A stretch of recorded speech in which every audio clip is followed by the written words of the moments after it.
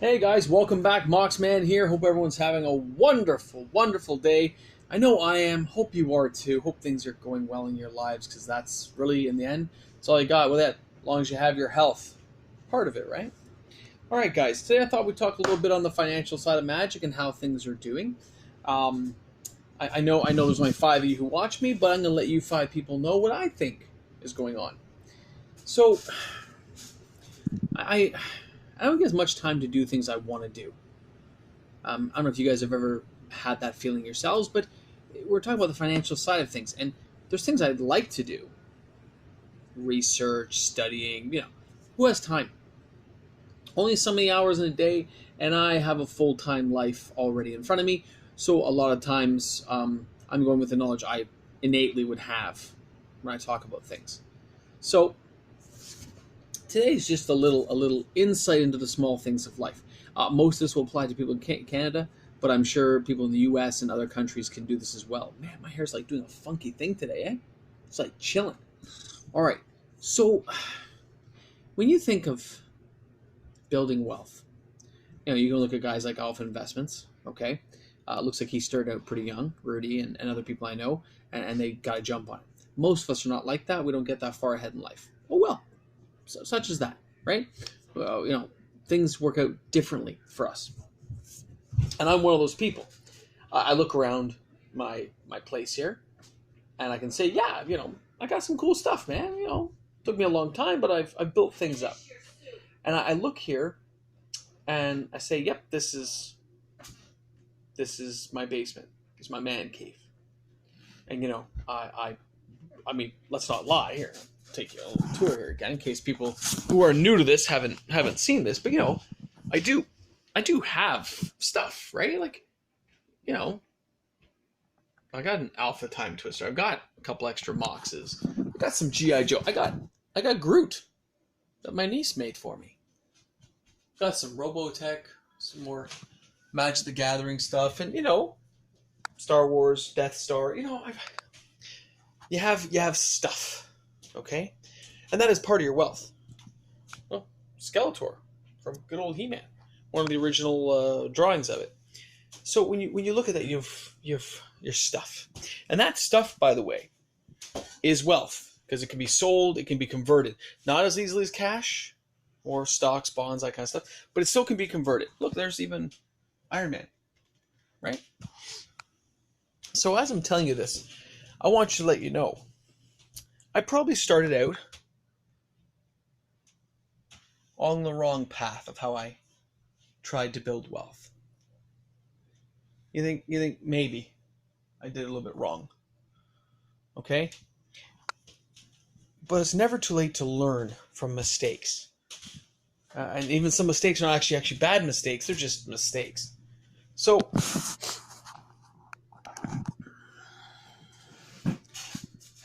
oh man, tilt this up a bit. So I look at that and I look around. And for a long time I was doing it this way. Oh, my head's missing. But it's not wrong, it's just there's different ways of doing it.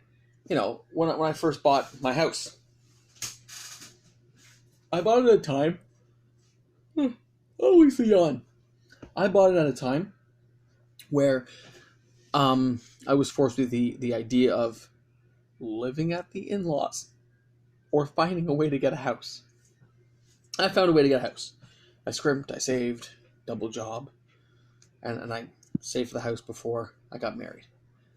And then I look at other stuff, and I didn't start for my long-term savings until later in life.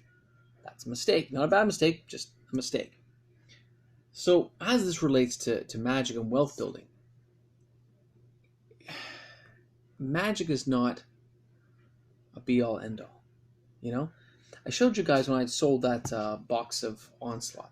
I sold that to Channel Fireball, I believe, bought that. And they got good, decent price. I was cheaper than everyone else, which is what I tend to do. I told you guys 20% cheaper because you actually want to move your product than everyone else on eBay. So mine moved. I still came out about $250 ahead.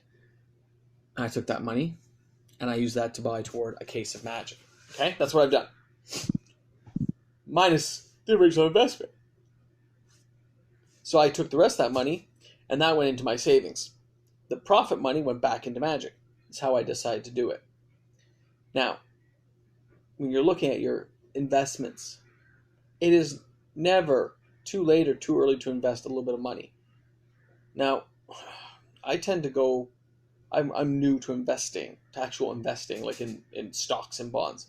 But I have decided to branch out just that little bit.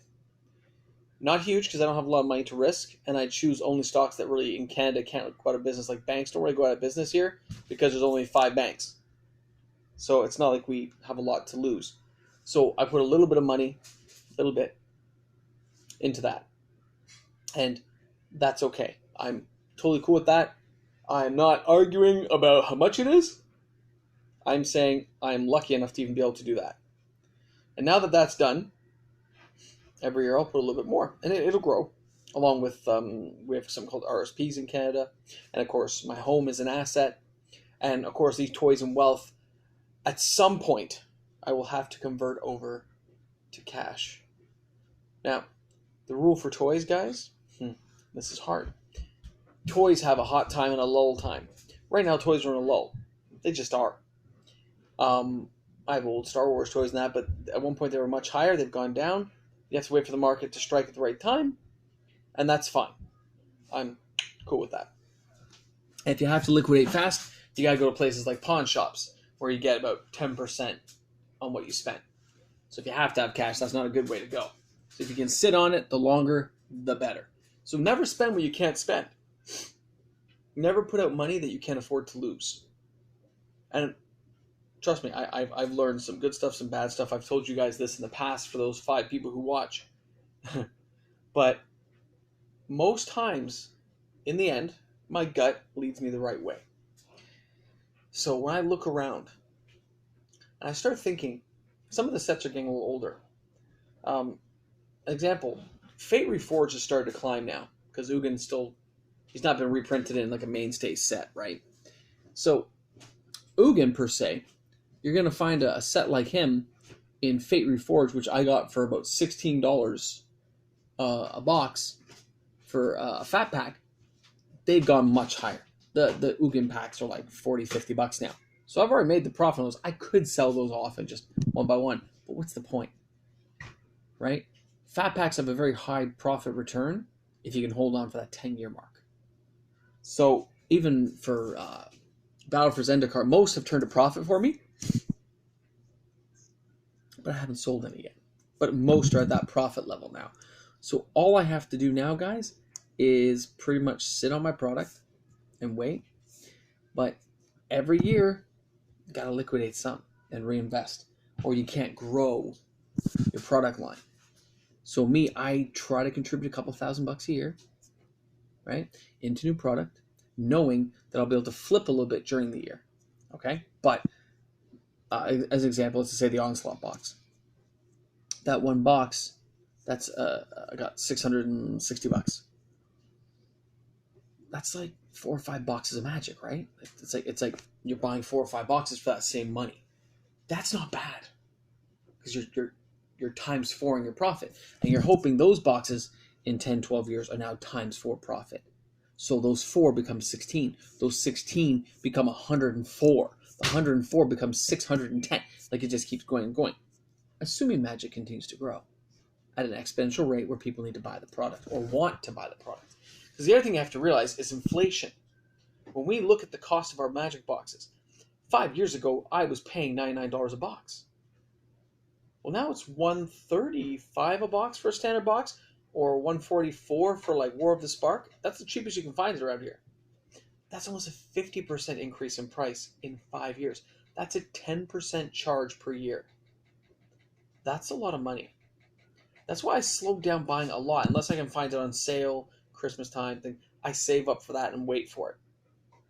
I have a credit card that gives me free cashback. I use the cashback money to buy as well. That is what I do. And that is not easy. But that's how it has to go, because you can't just afford to keep pooling your money. You have to be able to draw some of this money out. So when you're investing in these products, it's not just Magic you're buying into. You're buying into the premise it's going to continue to grow. And more players are going to join.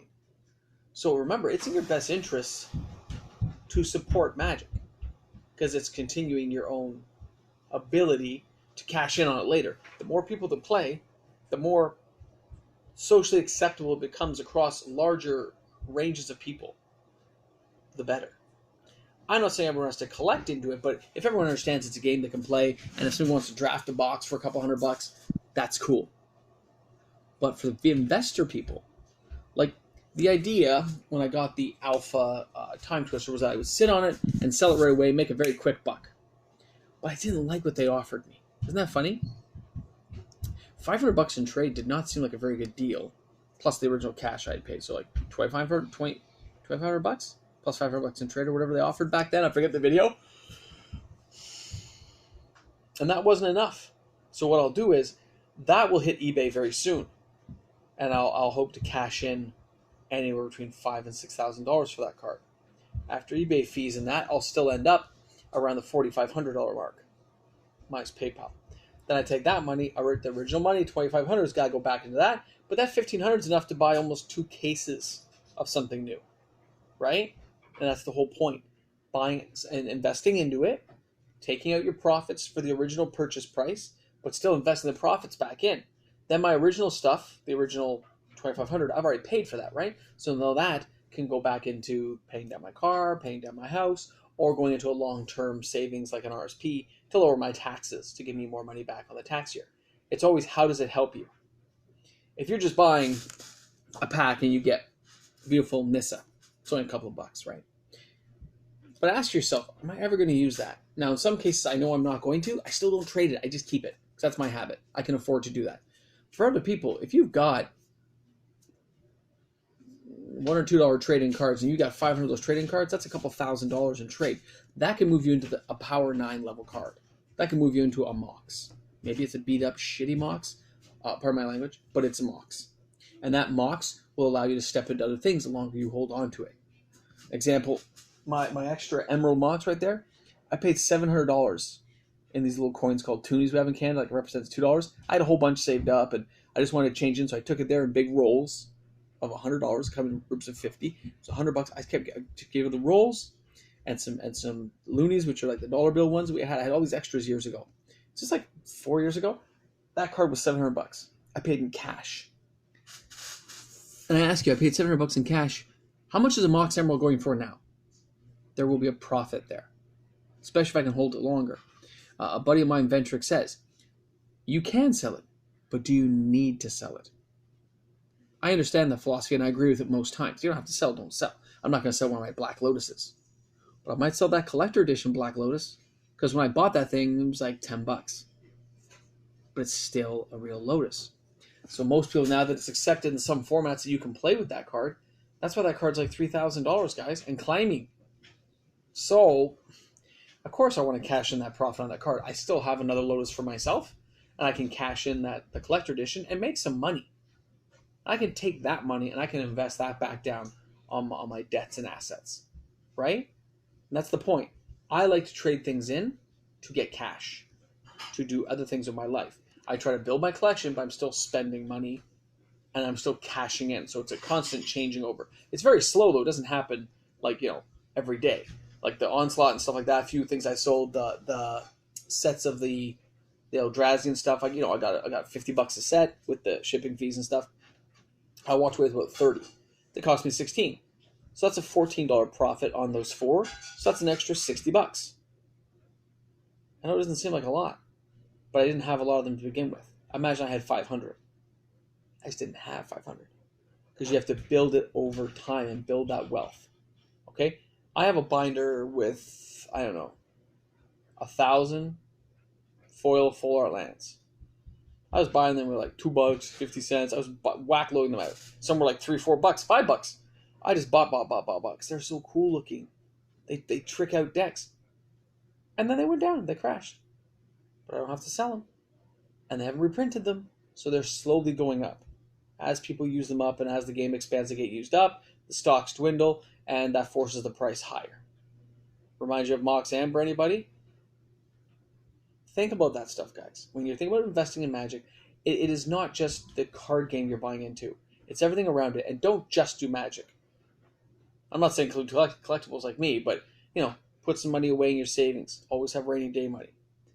Put some money and pay down your bills. Bills always come first. Remember that. Always pay your bills. Always get them out of the way. If you have a credit card that's like 14%, don't carry a balance on your credit card. I never carry a balance. I don't have a lot of money, but I pay off that balance because then I get that cashback money for free, and that's what I care about. End of the year, I'm getting like $500-600. That's almost a case of magic I can buy at Christmas. I can change that in, walk out that box, it's like, boom, that was free 6 boxes this year. Awesome. So please, I hope you guys keep that in mind. Just a little investment advice today, as I'm dealing with investment stuff myself right now. I thought it was a good topic today for those of us who don't think about it very often. You're never too young or you're never too late to start. So jump in. And you should support your local LGS. That's our tuning point. That's our meeting point for Magic. Right? It just is, guys, and you should keep supporting it. I love this game. I love the ability to play with my friends and hang out. I don't get to do it as often, but I wish I had more time. So I hope you guys spend some time with your friends and family and teach Magic, play with Magic, and get into it. Anyway, thanks a lot for tuning in, guys. This is Sean, the Magic the Gathering guy. Hope you're having a wonderful day. I'll let you know how some of this stuff turns out in the next 6 to 9 months. And also keep an eye on Mox Amber, guys. It went from a dip to, it's gaining now. And I assume it's gaining because of how some of those decks have worked out for people, and then it's rotating out. So I think it's going to climb. I don't want it to. I haven't bought in any more because I just can't justify it.